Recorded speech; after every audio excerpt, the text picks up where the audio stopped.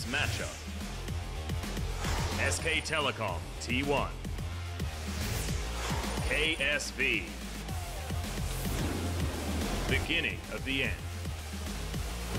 2018 League of Legends Champions Korea Spring Split Wildcard.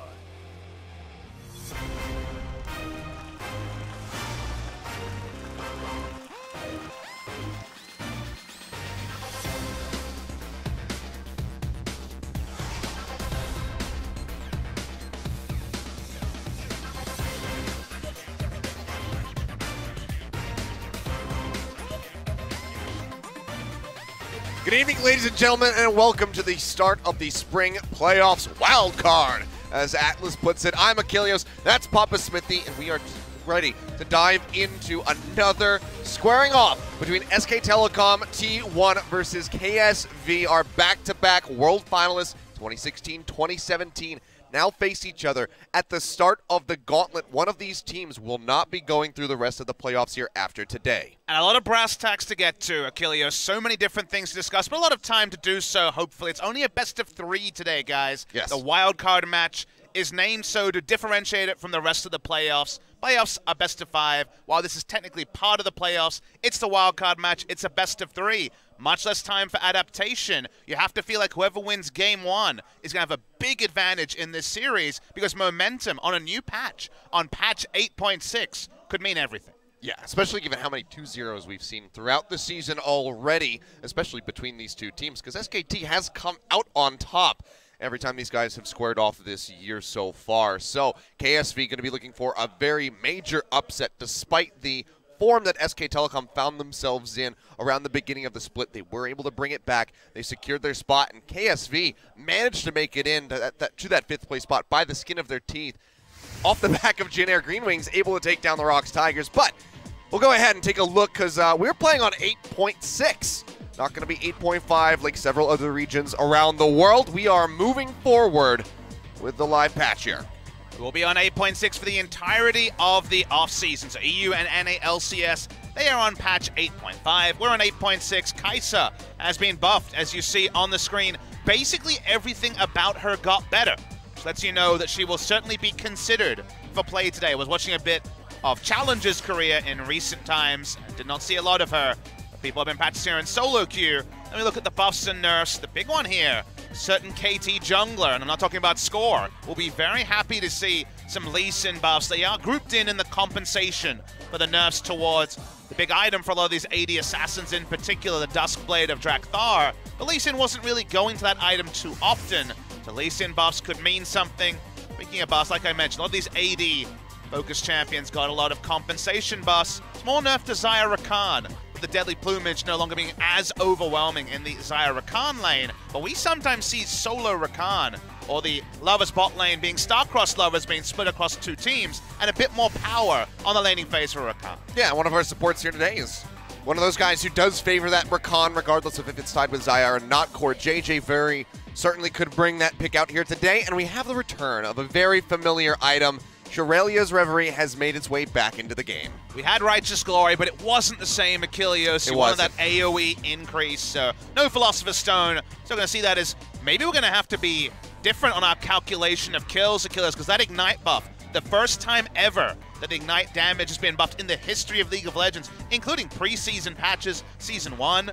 We're going to see more people ticking down and dying to Ignite, and I'm okay with that. More kills is something I always enjoy. Yeah, so maybe we're going to see some people straying away from heal in the matchups, going for more aggressive styles with that Ignite to come through. And taking a look at the runes, of course, we have several changes here as well. But the Conqueror coming in is the big one on some of these top laners who really wanted Fervor for battle but couldn't have it anymore. Might be able to actually trade upon that. Jax top lane, Renekton top lane, both of them possible. But we'll talk about that more in-game. Let's talk about the end of the regular season, looking at KDAs. No surprise that this man, Khan, one of those international superstars, was top of the KDA rankings and top. Yeah, absolute domination from Khan Peanut as well in the jungle, coming very well ahead of everybody else score there in the 2nd place spot. Still going to be behind by 4.1 on that KDA. So Peanut was having quite the split, as was this man here, BDD, our regular season MVP. Yet again, back-to-back for him, but this time not sharing the title with Kuro. He wasn't able to keep a 10-season KDA, but damned if he wasn't up there and consistent. It will not be a clean sweep for Kingzone players as we move to AD Carry. Our highest regular season KDA will go to Bang, 9.6, closing in on a 10 KDA over the season. Rekkles able to have an insane one in EU for 46 games. It's a big number, and we even get some KT representation for that telecom war going on the bot lane as Mata wins the regular season KDA, and also with a bigger sample size than Effort in second place. Yeah, Effort not playing in too many games so far, just 19 through the season, but these are going to be the final MVP standings. BDD coming out just 2 wins ahead of Kuro and Tucson and Peanut, who all could have been, forced into a 4-way tie at one point, but BDD in the end takes it home. Back-to-back regular season MVP in BDD. Congratulations to him. This is how the first half of the story ended. The regular season ended with Kingzone secured at first place. Today we have SKT versus KSV in the wild card in a best of 3. Winner plays KT, goes on from there, Afreeca, and then Kingzone waiting in Busan. SpoTV bringing the grand final on the 14th of April in the Sajik Gymnasium, a very big venue. What could be a massive clash, whoever it is that makes it over to the final. That's why it's a bit surreal that we're here a couple of weeks before the final, and it's SKT versus KSV, because the last time these two teams met in a playoff scenario, it was the World Finals in the Beijing National Gymnasium, in the Bird's Nest. And it's such a different scenario here a couple of months later. How the times have changed, but winner of this match will go on to face KT Rolster. Winner of that, the Afreeca Freaks, and then all the way to Busan versus Kingzone, the final boss, waiting at the end of the dungeon. And I don't know if any of these teams have enough equipment to take them down, but we're going to find out in a couple weeks' time when that does roll around. But for now, going to have this double World Finals rematch coming through here with SKT versus KSV. Look and at then some of the maybe we just go here. straight into a best-of-5 telecom war after this. You never know. But let's focus on the numbers here, Achilles. Look at things that have definitely changed over this year. Bang's KDA in that grand final, a 1.3. Bang was on everyone's lips. One of the reasons that SKT wasn't able to claim a victory over at the time Samsung Galaxy. He has had a wonderful season in summer to back up what was a relatively poor time in summer season in the grand final. So spring season has been a lot better for him. And you look at these seasons for both these teams, and the story we'll have to tell you is it hasn't been domination from SKT or KSV. They haven't been true contenders for the top spot after the week started to roll through. That's kind of been the weird takeaway, Achilles, is that, this year was supposed to be KSV anointed as domestic champions after winning the World Championship. They changed their org name but kept all the players together. Far from that. The last time we saw KSV, their players were in tears. Well, let's hear a bit from them now.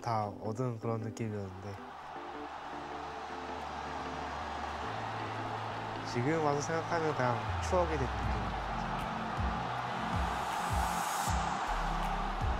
네, KSV가 분명히 잘 나가다가 주춤거렸던 시간이 꽤 길었었고요. 여전히 기복도 심하고 제 페이스를 완벽하게 회복했다고 말씀드리긴 좀 어려워요. 초반에는 아무래도 다 잘했던 것 같은데 해이해지기도 하고 몇 번 또 지다 보니까 이제 다 주눅들기 시작하고 잘하고는 싶은데 잘 안 되고 열심히는 하고 싶은데 열심히는 안 되고 저희의 실력은 이미 떨어지고 있었는데 지속되다 보니까 연패를 했던 것 같아요. 상당히 첫 5연패 수렁에 빠진 SK텔레콤이에요, 현재. 그렇습니다. 지금 현재 보여주고 있는 경기력 페이스는 역대 최하예요. 개개인이 부진했던 것 같고요. 저도 실수가 많았고 9위까지도 한번 떨어지고 또 승강전 간다 이런 얘기까지 있었는데 진짜 무서웠거든요. 킹존이 KSB를 만약에 못 잡으면 프로에 못 갈 수도 있겠다는 생각을 진짜 많이 했어요. 그래서 네, 오늘 KSV는 이런 중요한 경기의 그 압박감을 여러 번 경험해왔고 이겨내왔던 싸움이 너무 일방적이죠? 앰비션도 좋죠? 에이스! 제제! 진짜 많이 울었어요. 울고 계속 울고 하늘이 나를 이제 포기했나? 떨어졌다고 생각했어요. 그냥 그게 마음 편하고 9승9패로 올라가는 것도 이상하다고 생각했고 에라 모르겠다 그냥 영화나 보러 가자 해서 끝나고 나오는데 혼자 올라가 있더라고요. 지민이한테 연락해서 고맙다고 했었죠. 여기서 넥서스 깨면서 KSV 월드카드전 동시 진출! 어떻게 이렇게 운이 좋을 수가 있지 좀 그런 생각도 들고 재밌는 것 같아요. 솔직히 KSB가 어떻게 보면 저희랑 지금 되게 비슷했잖아요, 스프링 시즌이. 참 묘하더라고요. 작년에 둘이서 그 베이징에서 그 많은 관객들 앞에서 같이 게임을 하고 있었는데 몇 개월 사이에 와일드카드 4위, 5위에서 만나게 됐을까. 동지애가 약간 느껴지긴 했어요. KSV도 졌어요? 하면서 고통을 약간 분담하는 느낌? SKT도 운이 좀 좋았던 것 같아요. 진짜 예전의 포스는 없죠, 이제는. 운타라 선수는 굉장히 소동적이기도 하고 주눅들고 하지 않나. 약간 팩트라서 좀 아프네요. 네. 물론 과거긴 하지만 제가 더 잘했던 것 같거든요. 트알 선수 같은 경우에는 아무래도 챔프폭이나 라인전 같은 게 아직은 많이 모자라다 생각해서. 챔프폭 문제로 여러 가지 말들이 많은데 제가 카드가 좀 많아요. 라인전 하면 제가 이길 자신도 있는데 누가 나오든 제가 다 먹어버리겠습니다. 경기 결과 보고 그런 마 한번 나오시는지 기대하겠습니다. 블라썸 선수는 자기 내키는 대로 게임하는? 앰비션 선수님이 경력도 많으시고 해서 중압감? 무섭습니다. 어쨌든 블랍썸 선수가 더 편할 것 같아요. 블랭크 선수가 좀 변수가 많은 것 같아요. 이게 제가 더 어렵다는 얘기 아닐까요? 저도 앰비션 선수가 더 어려워가지고 저도 하루 선수가 더 하고 있어요. 어차피 이겨야 할 상대들이라서 누가 나와도 상관없는 것 같아요. 선두가 요새 좋아요, 느낌이, 폼이나. 제가 정글이었으면 일단 무조건 압살이죠. 그 두 선수를 솔랭에서 부숴본 경험이 많기 때문에 정글 계보가 좀 바뀌었을 수도 있는데 언제나 좀 아쉬워요. 크라운 선수가 폼이 안 좋다는 얘기가 많았잖아요. 근데 이제는 그 말이 좀 해당이 안 될 것 같거든요. 저는 크라운 선수 잘생겨서 좋아합니다. 실력적으로 아무래도 사혁이 형이 좀 더 이길 것 같습니다. 이때까지 정규 시즌 실수를 많이 하시니까 저처럼 저보다는 적으신데 핑크 선수가 그나마 빈틈이 생기지 않을까. 실수만 안 하면 제가 이길 것 같다고 생각합니다. 뱅 선수가 요즘에 되게 안정적이면서 캐리력이 되게 높아진 것 같아가지고 누구를 만나도 좀 이길 것 같고 자신감이 좀 있긴 해요. 평소대로만 라인전 하면은 솔직히 질 것 같진 않아요. 바텀이 상태가 좀 메롱이지 않나. 요새는 막내죠, 제가. 재혁이 동생이긴 한데 오늘 경기로 황금 수염을 검은 수염으로 바꿔드리겠습니다. 호호장준 선수 저번에 보여주신 것만으로는 알리는 제가 더 잘하는 것 같아요. 누가 나가도 이길 수 있을 것 같긴 해요. 재환이는 요즘에 아주 못 봐가지고 걱정해야 될 거는 상대팀이 아니라 상호 같기도 하고 제가 일단 선발을 해야 되는데 그거부터가 일단 걱정이에요. 이번에 KSV 경기가 마지막이 될 수도 있으니까 최선을 다해서 꼭 이기고 싶어요. 작년에 결국에 최종 승리자는 저희였기 때문에 SK한테만큼은 지기고 싶진 않네요. 저희가 당했던 만큼 돌려드릴 테니까 꼭 각오하시길 바라겠습니다.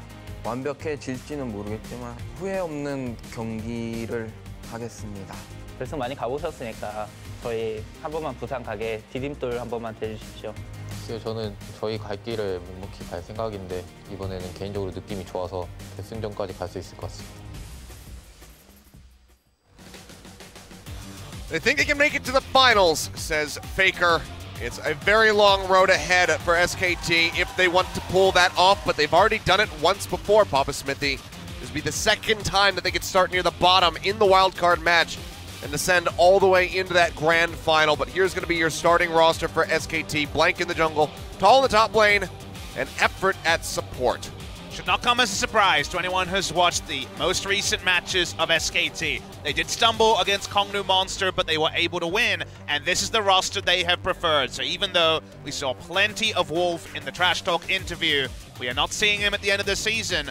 They do not seem to need his veteran shot calling.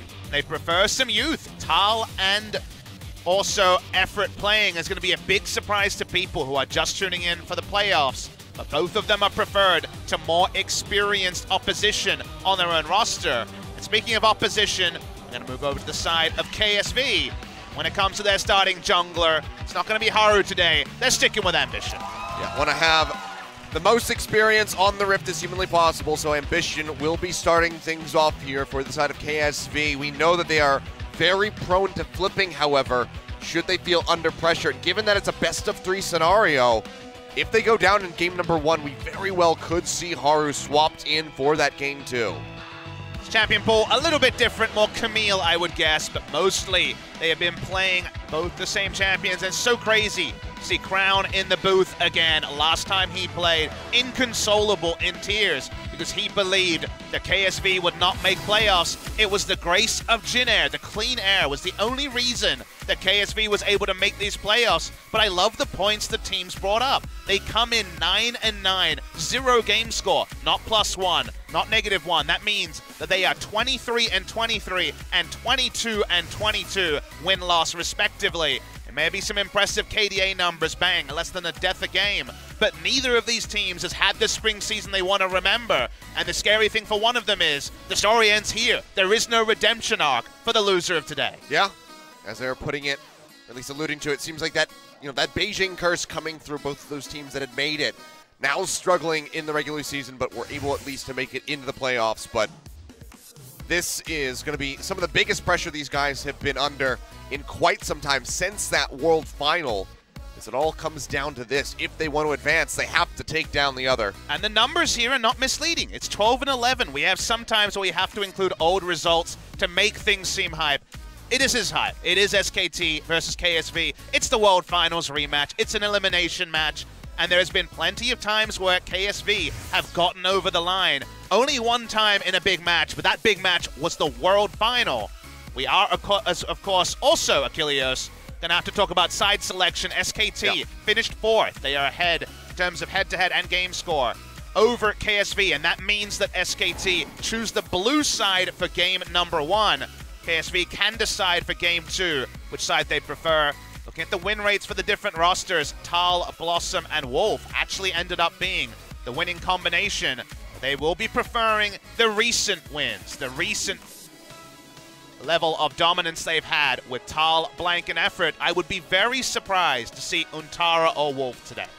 Yeah, don't think that that one's going to happen unless something catastrophic occurs here in this first game for SK Telecom. Key position, of course, is going to be Faker versus Crown there in the mid lane. Crown has been going back to these older picks for him. The Karma, the Vel'Koz coming back out, even the Syndra making a slight return as of late. Both these players showing a lot of emotion on the stage. Faker is a stoic player. He will not often show rage. We know about his cracking of his neck. We know about some of the small tells. He had to put up with a 10-match losing streak where he was not an innocent bystander. He tried his best, but he made some critical errors, and Crown has had another down season.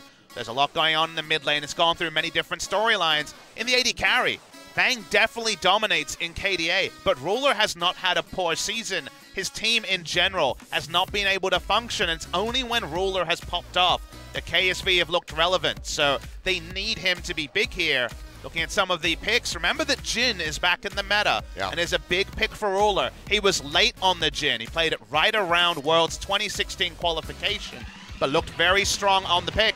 We're getting into the match prediction. I predict a lot of votes. I predict an SKT lead, and that's a big one. Yeah, a massive one. 79 to 21% with over 10,000 voters, the highest number that we've seen so far. So the fans turning out completely here today to voice their opinion. And, well, it goes the way of SK Telecom at the end of the day, as you might have anticipated, the most popular team in the world. History has meant so little in spring 2018. A lot of things have changed this year. We had the longest match. We had the craziness. Now we have the wildcard match, a best of 3 in SKT and KSV. Our first game on patch 8.6 as well. So much has changed, Achilleos. We don't know how much has changed for this series, as SKT not interested in any Vel'Koz shenanigans. Yeah, just got to ban that one away, not giving Crown the opportunity to even look at that one. They'll answer with the Azir, as that's typically the matchup they like to go ahead and take that one into, and the Camille will also be off the table for Cuvee. It was interesting to hear Cuvee talk about small champion pool for someone like Tal. Cuvee has had an effective champion pool, much smaller than other top laners, dominated by his Camille play recently. He's a great Camille player. Gnar is the other big pick for him. I imagine both of them will be in consideration here. But on 8.6, Conqueror is in the meta. Rageblade has been changed. The Jhin priority is up. A lot has changed. And SKT says, what about your comfort? It's gone. As the comfort picks for Cuvée and Crown are largely answered, it draws a last ban on the Swain. Now, usually Olaf is what we talk about here as a first pick, but Jungle Trundle has been played in the LCK. Oh, and a first there we pick go. on Kai'Sa. All right, heavy priority, the first one. This is a that we're gonna surprise, see Achilles. locked in. Now, Bang is rank 1 in Challenger right now, has been playing the Kai'Sa. The Kai'Sa build will be very interesting to see, as Ruler and Bang have had disagreements on the best build. It's also surprising priority, because Kai'Sa was enabled in Challenger's career and hasn't been picked. It went through pick and bans, so this is a surprise. I watched the Griffin series, didn't see any Kai'Sa. We see it first picked in this game. And KSV answer with Caitlyn, which for EU fans would be very normal. But in the LCK, we've only seen one game from Ruler on the Caitlyn. It was a loss. He did not look impressive on it. It's going to have to be thick and fast. And we're seeing a lot of 8.6 instantly locked in. That we are. Galio very swiftly picked up here for Faker. So maximum comfort. A hover over the Nidalee.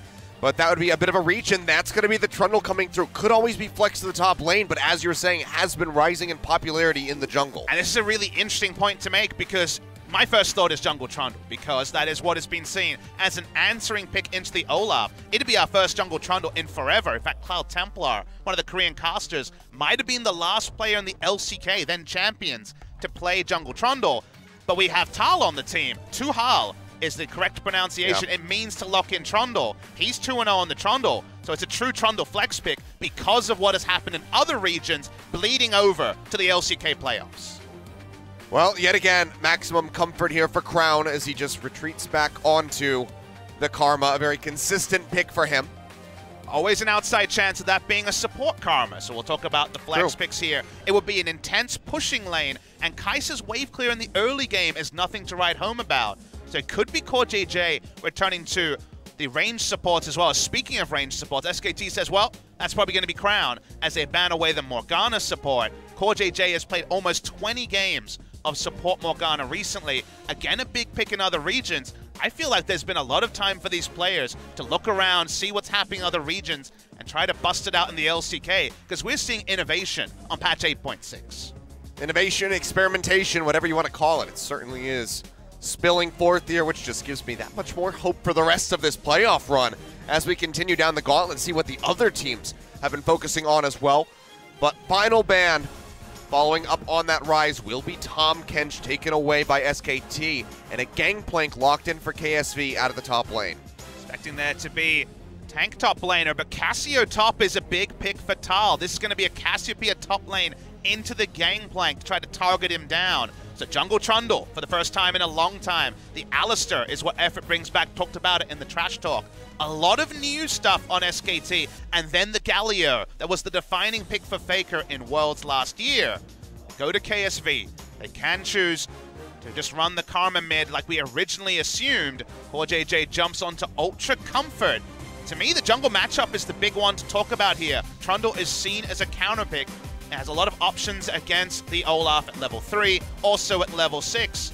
Ambition is also on the Olaf and usually is a defensive jungler. And if you're just power farming with the Olaf, you might clear a lot of camps, but you don't get the same sort of value. KSV have a momentum-based draft around the Caitlyn wave clear, and also the Karma being able to buff up the Caitlyn. This worked the first time for KSV, and then fell away a couple of times in a row, these Karma mid lane drafts. They do have some late game insurance in the Gangplank, but if you see Blank getting ahead in this game, and that's a big if, only Zac has been what he's performed on, but if Blank can make it work on the Trundle that both these junglers have been practicing, SKT have a very strong draft. Plenty of opportunities for skirmishing between the Olaf and the Trundle. Nate Sustain built into the kits. We'll see if these guys are going to be invading on each other, if they're going to play super safe here in game number 1. That's definitely the matchup that is probably the most important going on here in this game, but got to give it over to the Kai'Sa. Really excited to see Bang on this. There's just so much 8.6 in this draft. These teams are not going for what worked on 8.5. They are innovating quickly. They are taking their solo queue that everyone's been playing a lot and bringing in. Kai'Sa is first picked by SKT. I'm happy I've been playing Achilles because there's a lot to unwrap here. And we also have the undying hype of it being a best of 3, an elimination match, and a World Finals rematch. Exactly that. You already mentioned it, the innovation, being quick. That is what is going to matter here in this best of 3. Loser is out of the playoffs. Winner goes on to face KT in a best of 5. Let's go ahead, kick this thing off in style. Game number 1, SKT versus KSV.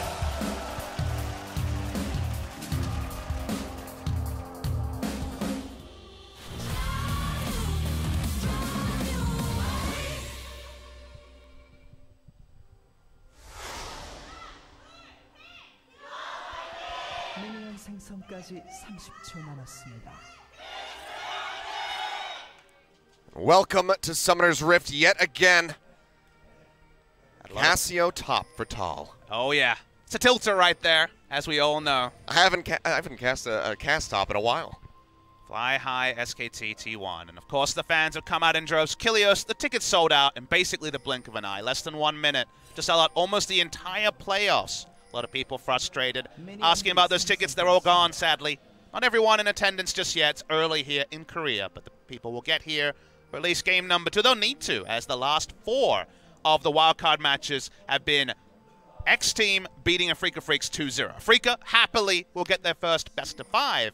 But let's talk about KSV's history in Korea, because people remember, this is Samsung Galaxy. These are the world champions. The other storyline was, in playoffs, they have never won a game. They have never won a series. They have always struggled in the best of 5 phase. Now they find themselves in the best of 3. And let's see how they do that. Unless it's the regional qualifier, in which case they excel. Different type of players.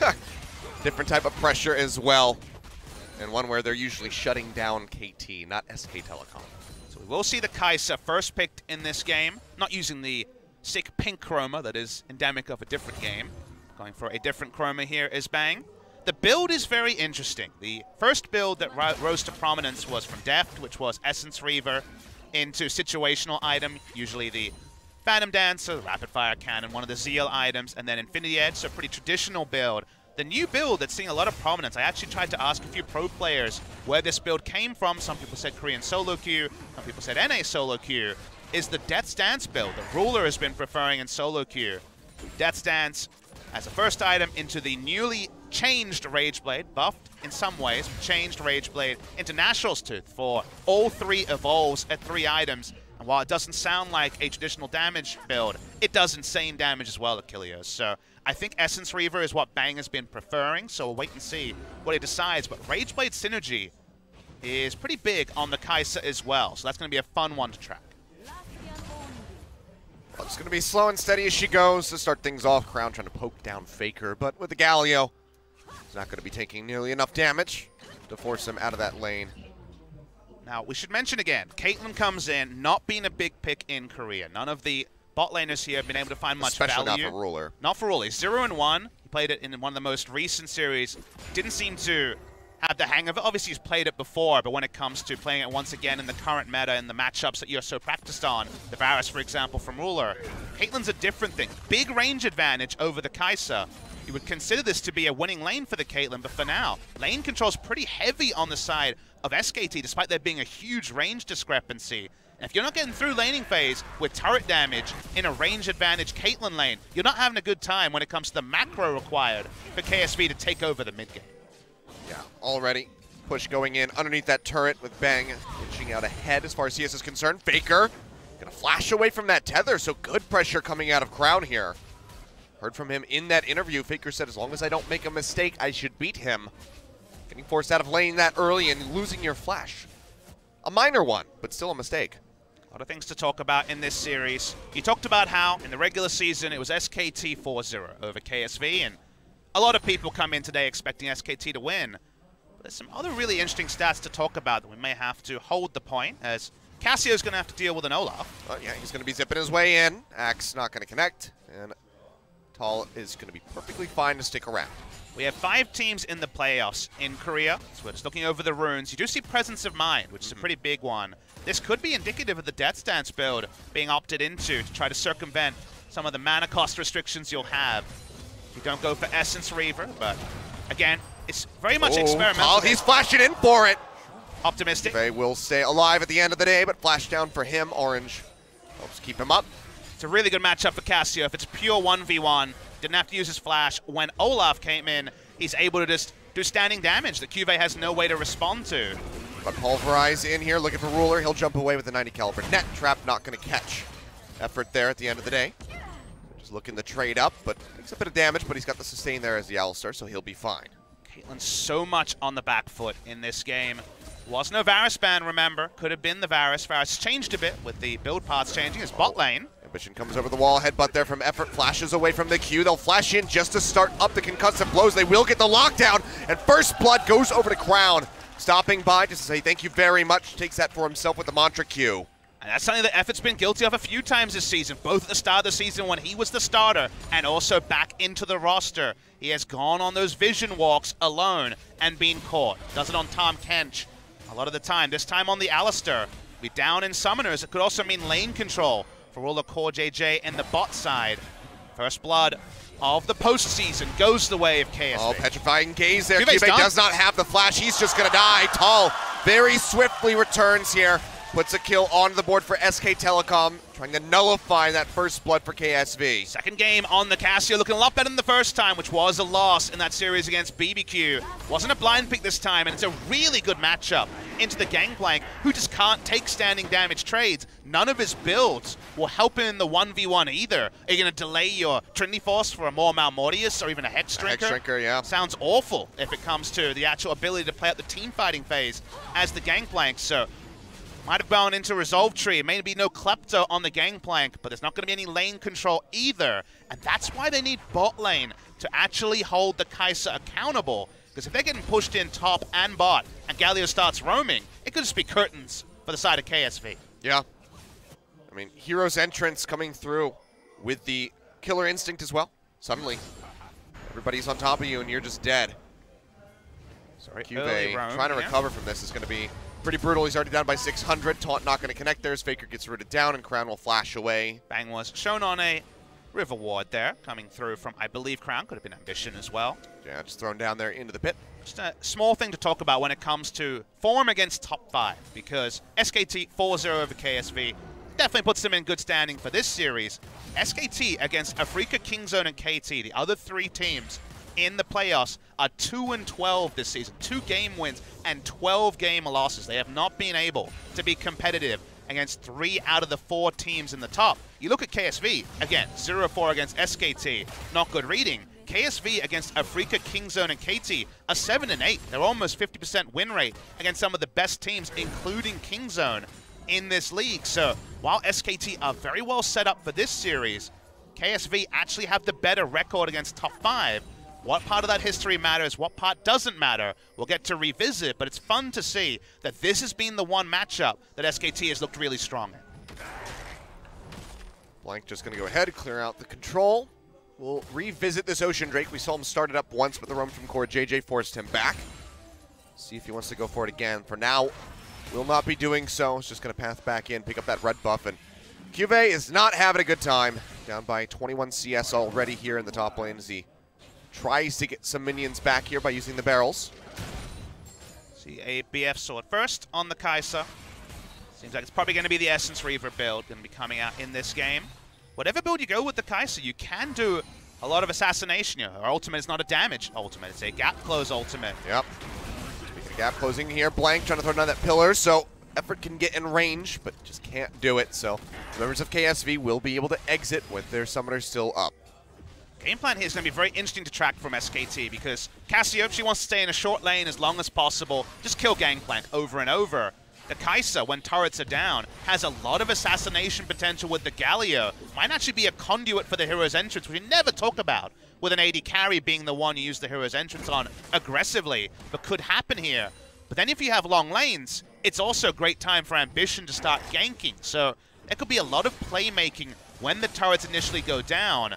KSV with the Caitlyn comp desperately want to pick up the first turret and rotate. Oh, that's another petrifying gaze thrown down. Miasma comes through and Cuvée is just dead.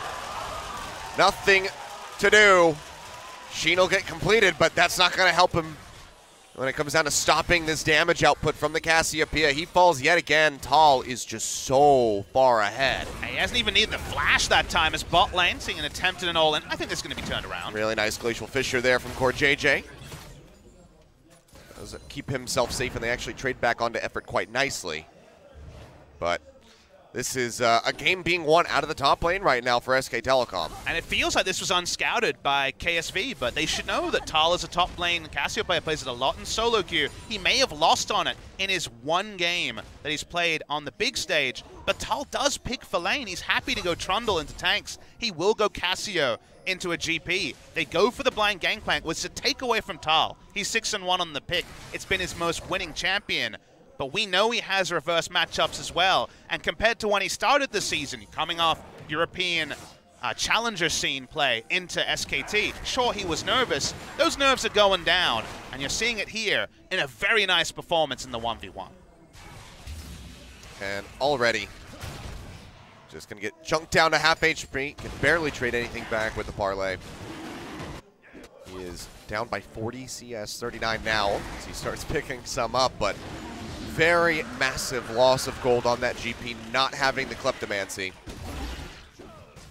Ambition going to go ahead and start picking up the Rift Herald as he sees that Ocean Drake go over to SK Telecom. Should be able to get that and maybe try to transition into that first brick, targeting out that turret in the top lane to deny the short lane away from Tal.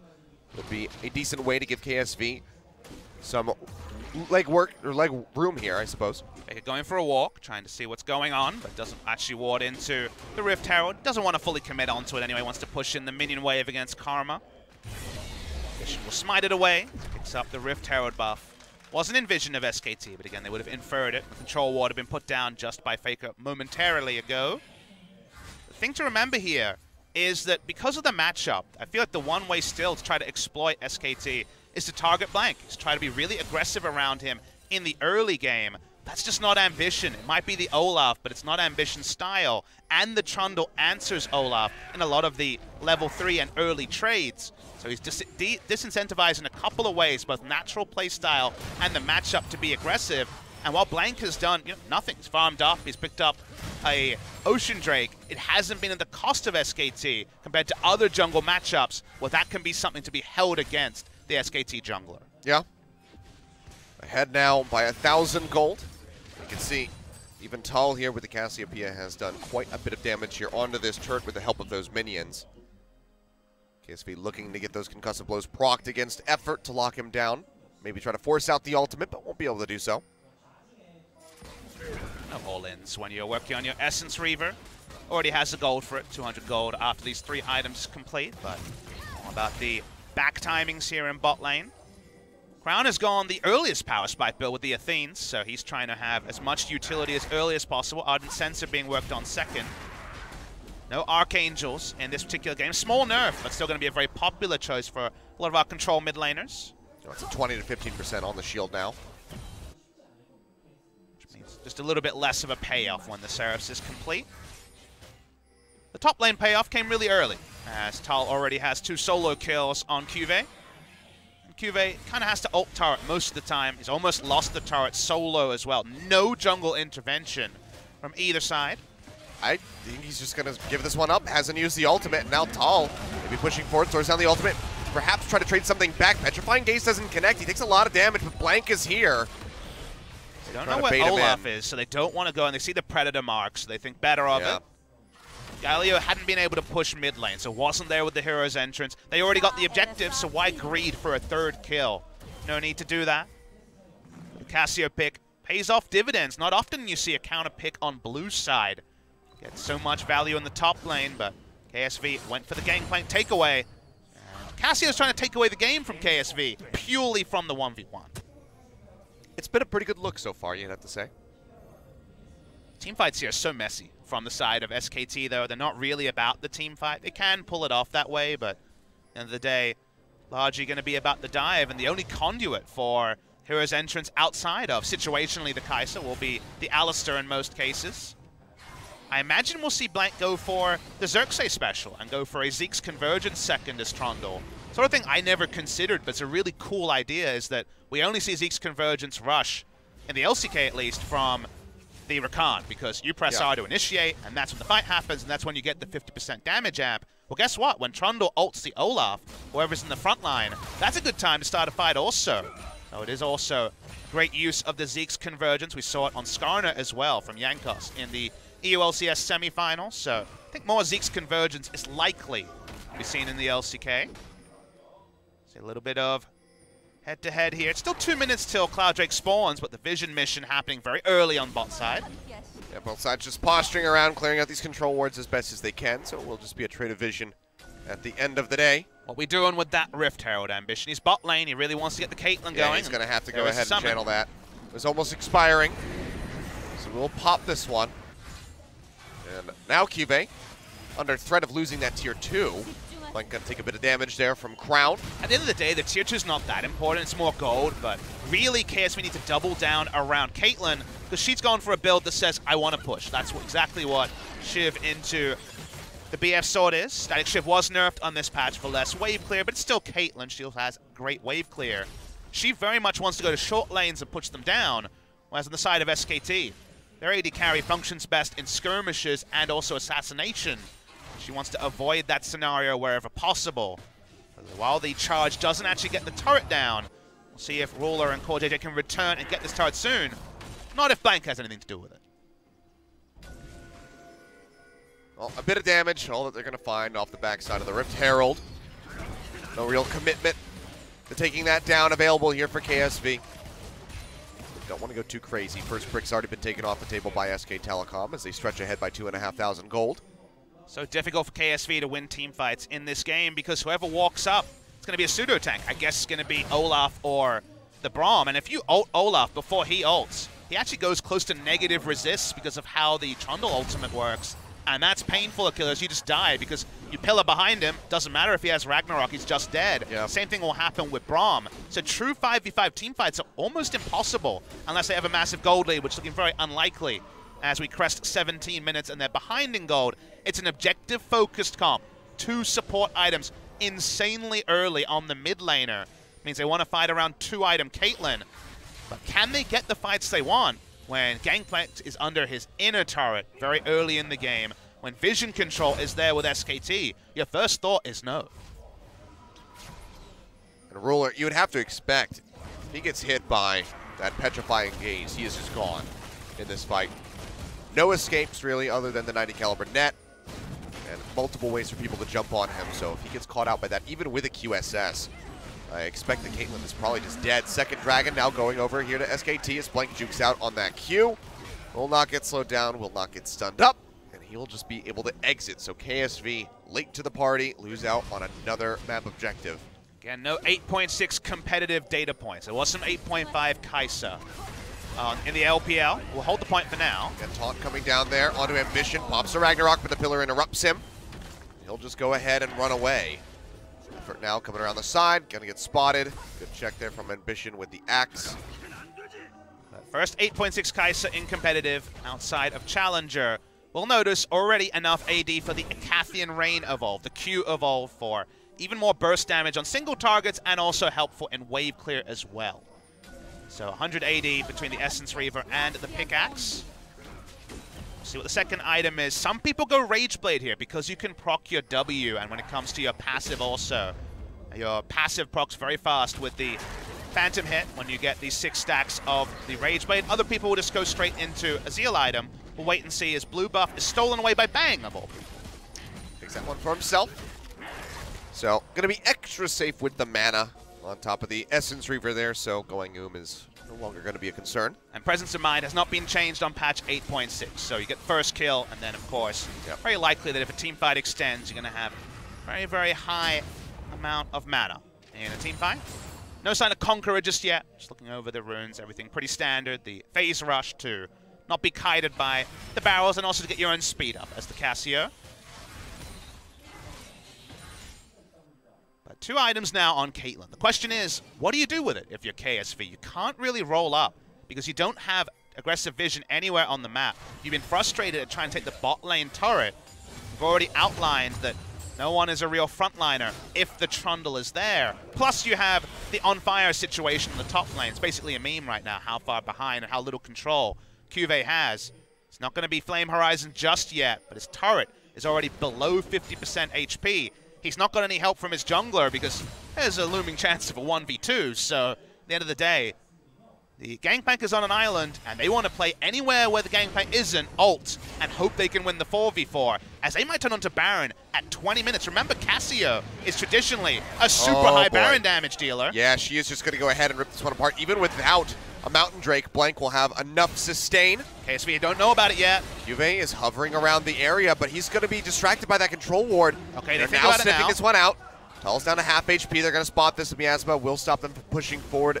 And SKT will peel back, but you can see they're willing to make these massive, risky calls. Credit to in order to KSV, get though. ahead. They did their problem solving. They say, who is missing? Where can we see enemies? It's 20 minutes. Okay, Baron is spawned. How fast can they do it? Decently fast. It takes them about 12 seconds to move towards the Baron pit. It was going to take about 25 seconds to take down. At the end of the day, you need to problem solve. You have incomplete information, even if it looks clear, when we have the map hacks as spectators. They're able to respond. The Baron could have ended the game in many ways, but no Baron buff for SKT off spawn. SKT, however, will go ahead and take down this turret. Poor Cuve. Whatever lane he goes to, the turret just dies, it would seem.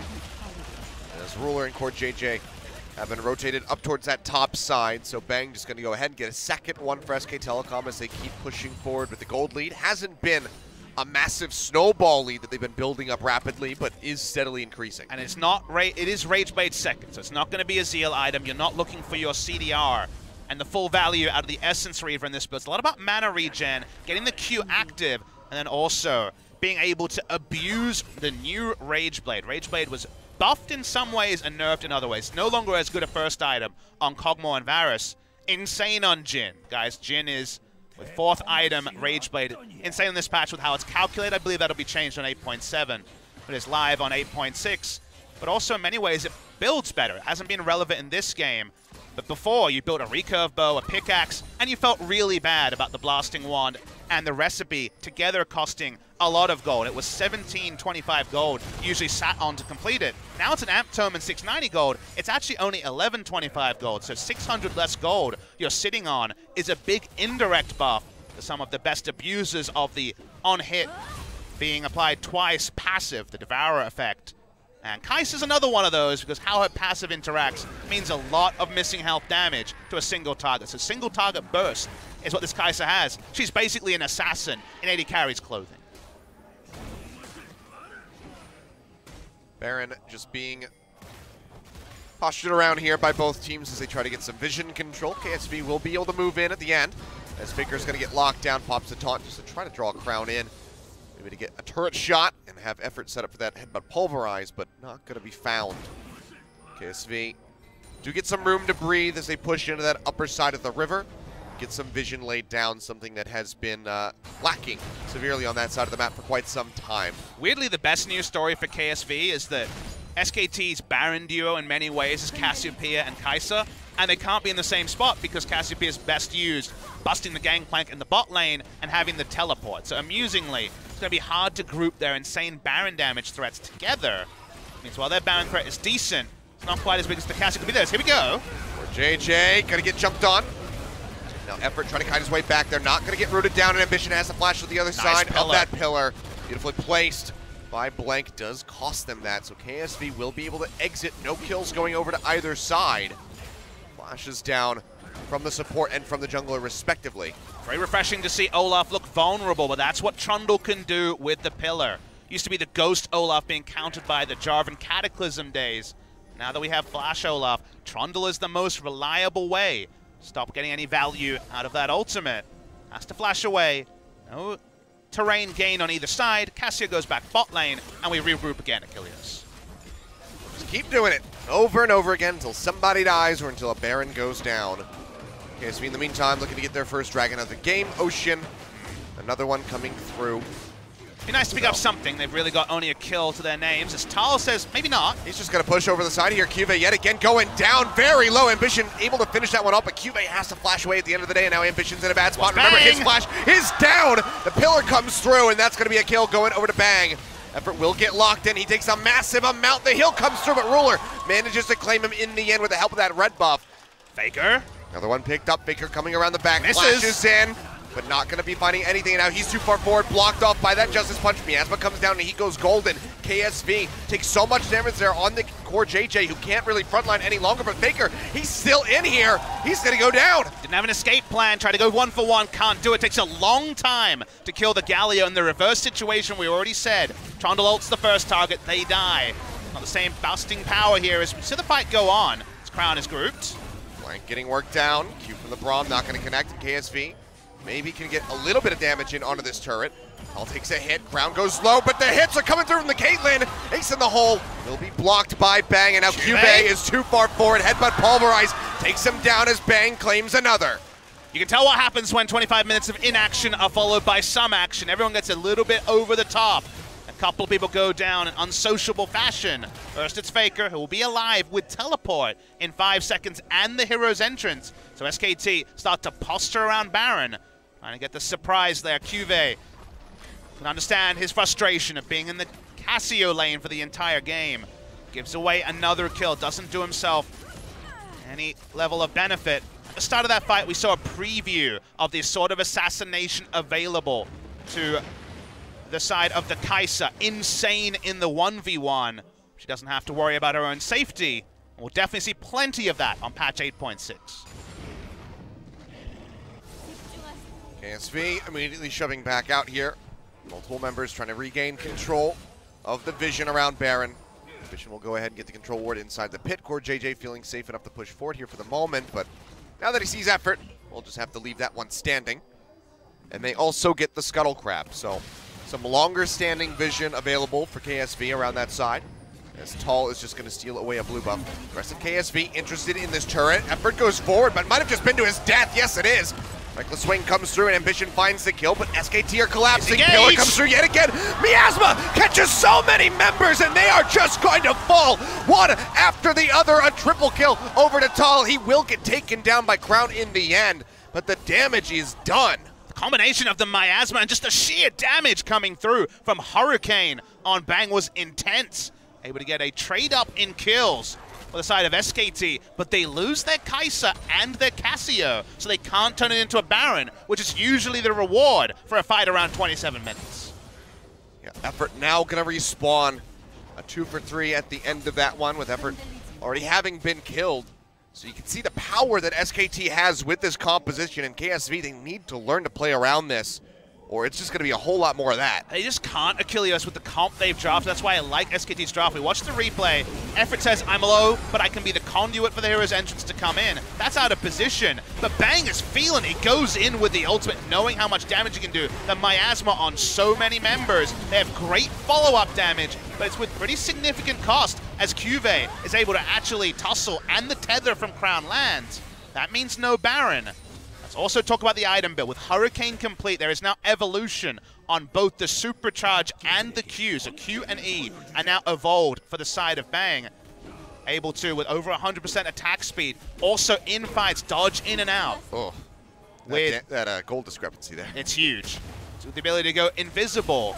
But remember that Hurricane bolts also proc the Supercharge, so you basically have close to 100% uptime on a crazy attack speed steroid like the Supercharge on Kai'Sa. 3,500 gold just about there between Cuvée and Tall. No free gold generation, no free lunches for the Gangplank anymore, and he was so well held in the 1v1 that we can't be surprised. 5-1 and 2 is Tall after that triple kill comes in. So he's looking pretty scary. Seraph's Embrace completed, Void Staff with Azonia's, and the Liandry's Torment. Faker as well is feeling pretty feisty with the Galio, not going to be seeing the Abyssal Mask. He is going for the AP, Zonia's Ludens on top of the fully stacked Rod of Ages, and Sork Boots, just for good measure. So Faker wants to claim some lives. To me, KSV need to keep playing the maps. They can't opt into 5v5. I feel like in almost every way SKT has their answer.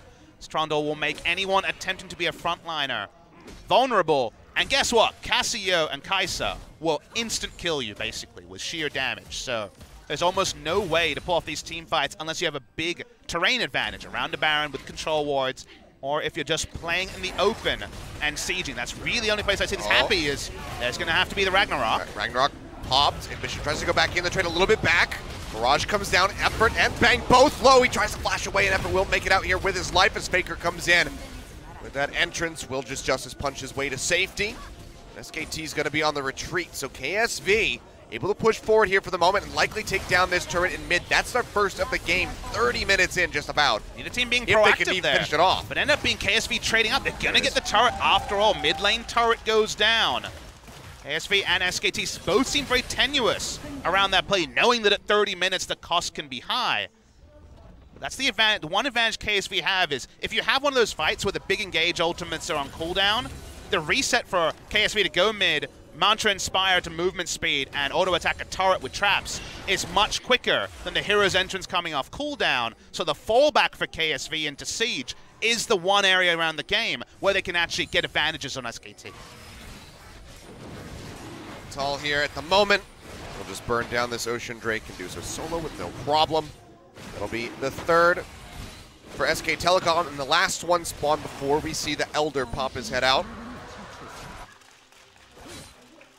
So set up nicely for that one is SK Telecom, because you think about the true damage coming through off the back of this Kai'Sa and this Cassiopeia, and it just sounds disgusting. KSV will have to fight tooth and nail to stop that once the Elder enters the Rift. ICDR build coming through from Galio. It's gone for the Ludens. First time we've seen Ludens Galio in the LCK, so 20% CDR there. Most Galios go Transcendence for another 10%. Depending on the rune page they use. There is Sorcery second here for Faker, who went Aftershock for the early resists. But high CDR for the hero's entrance returns. Again, Kai'Sa, really good in skirmish. 1v1, 2v2. In 5v5s, if your tank line is stronger, which I believe it is, very strong. In sieging, well, that's the one area she's not really set up for, even with the range buff, 525 range. Nothing massive, so for now, SKT unable to break the mid lane turret. That's delayed their game plan as they want to play around Baron, peel, put down a pillar, and kill the first map. Shout out to Tal, who did get that Flame Horizon at the end of the day. Has had it for a little while now. Blank throws down the pillar. Couple members of KSV going to be slowed up.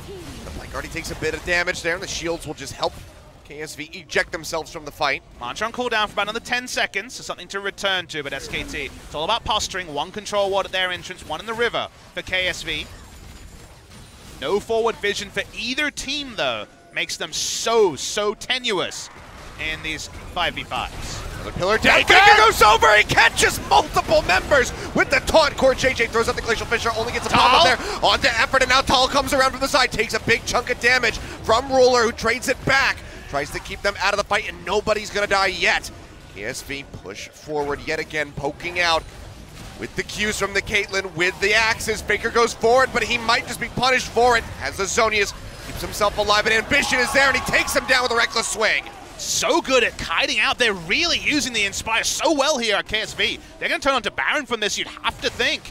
They're able to disengage. All flashes are used, but then SKT goes back in without actually being in right formation. So all summoners being down on both sides, basically, is turned around, and KSV should get Baron.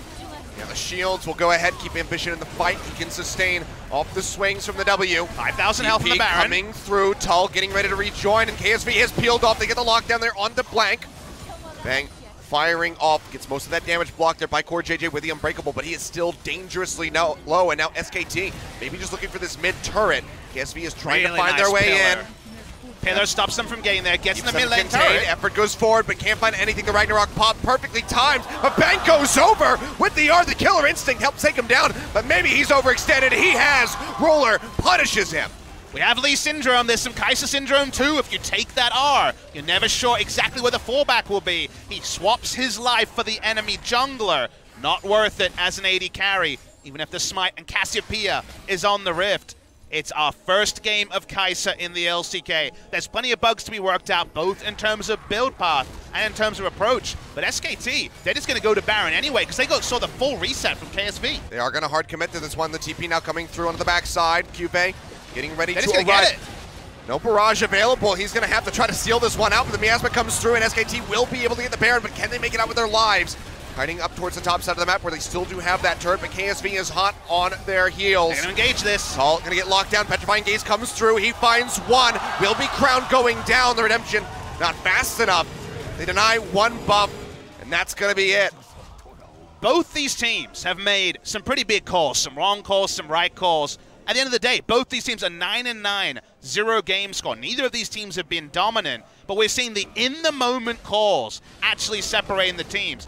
You lose your AD carry, you remember, wait, we have Cassio, and we see the entire enemy team disengage. We do have the ability to rush down the Baron, and that's the correct call from SKT that they wouldn't necessarily have made 3 weeks ago when their fortunes were a lot more lean. Really close stuff here between both teams.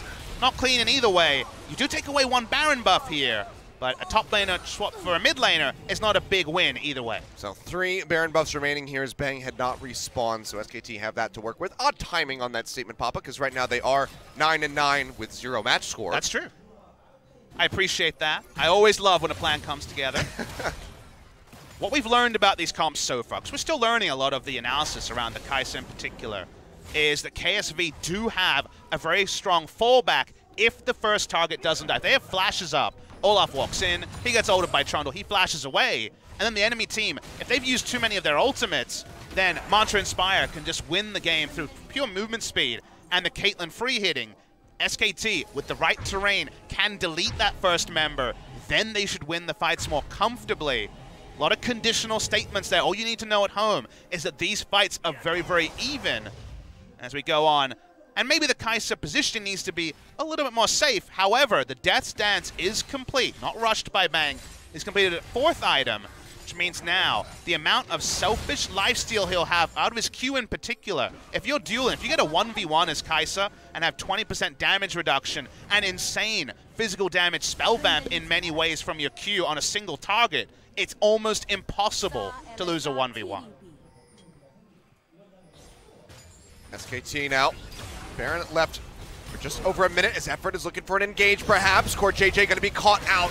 They'll get locked down, throws on the Glacial Fissure. Redemption comes through and takes a little sidestep there with the stand behind me. Mirage has started chunking people down. Blank will have to flash over the wall. Pillar is down, and also note that the Trundle ultimate is down. Very, very useful to deal with the Olaf. That's on cooldown now. Ambition's flash about 20 seconds away. That's another important thing to remember. They currently have the inside track on the Elder Dragon as well as control of the vision in the area. They can do this insanely fast. KSV cannot take any liberties. They check it now. Burning it down in Effort. He's going on a solo mission around the backside. Secret Agent Alistar finds the gangplank, knocks him down. Killer Instinct immediately there from Bang, and he will scoop up the kill. Elder Dragon still being taken in Ambition. He's chunked out, has no way of getting in there. SKT will be able to claim this. Only 20 seconds of double buffs stacked on top of each other, but Elder Dragon times 3 equals a lot of true damage here. They can use to just rip apart KSV. Ignar-esque from Effort, very nicely done. They don't want to make it a 5v5 where you abuse shields, find someone alone away from the Karma, and you will have deletion damage from Bang. So well played, and look at how short the cooldown is. We're going to have the Kai'Sa ultimate up again in half a second. Yep, can go ahead and just pile over the wall should they want to go for the dive. SKT pushing on multiple fronts here. Tall on the bottom side, Faker in the mid. Just knocking down that inner turret. Top lane still standing. But that's just going to be the only reprieve here for KSV at the moment, as they are in such a bad spot. That Elder Dragon giving that one over to SKT was probably the last line of defense for this team.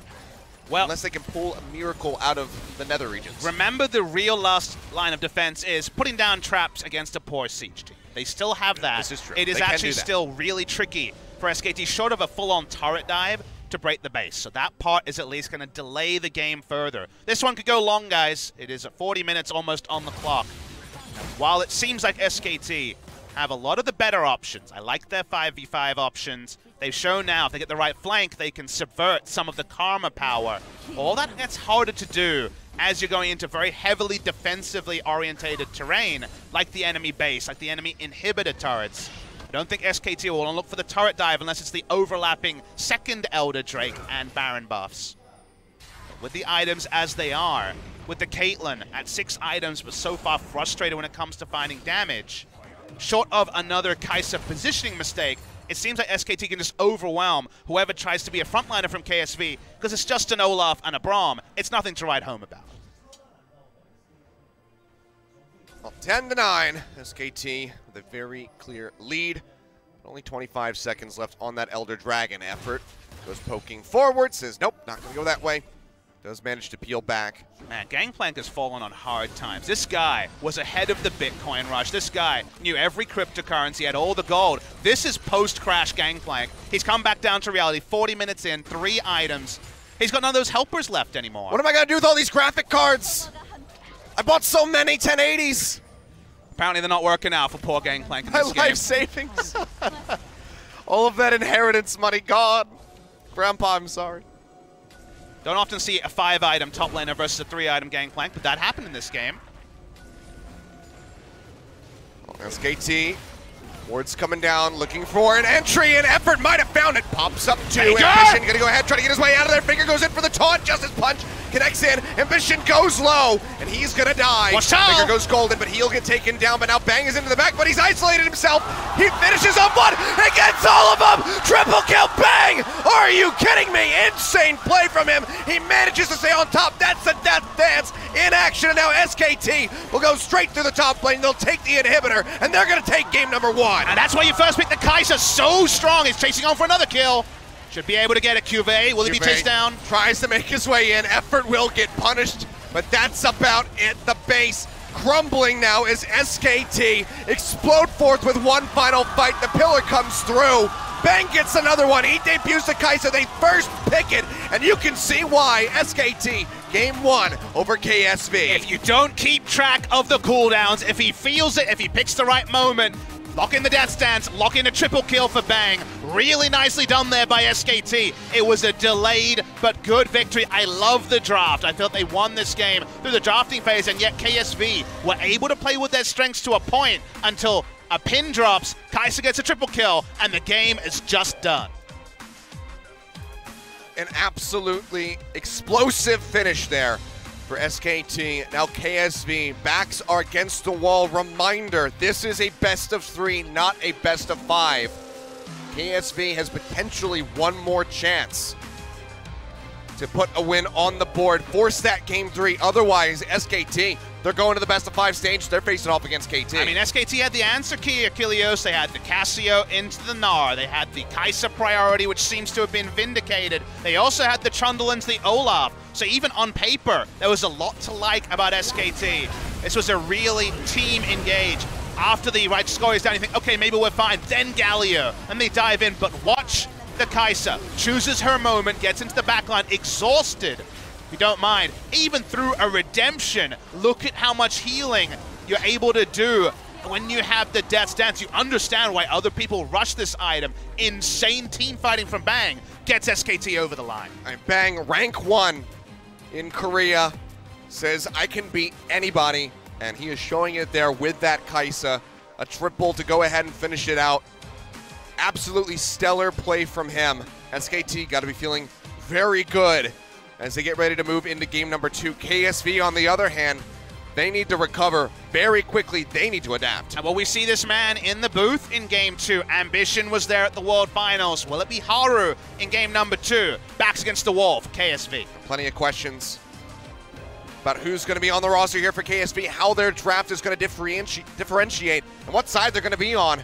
We do have dynamic side selection coming through here, but SKT, they start things off with a bang, quite literally, on that Kai'Sa debut. Absolutely wonderful performance from these guys. It was tight-knit to a point, and then the ball just started rolling there for SKT, and they did not stop. Gotta pick your moments as Kai'Sa. We had one down moment for Bang, but the up moment won the game outright, and that is the power of Kai'Sa on patch 8.6. Yeah, both he and Tall, wonderful there with that Cassiopeia. The return to the top lane was dominating Cube from the get-go and really leading to that victory.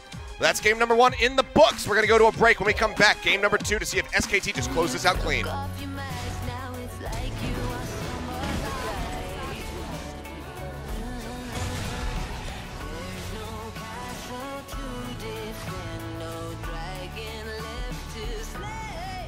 the kings heard.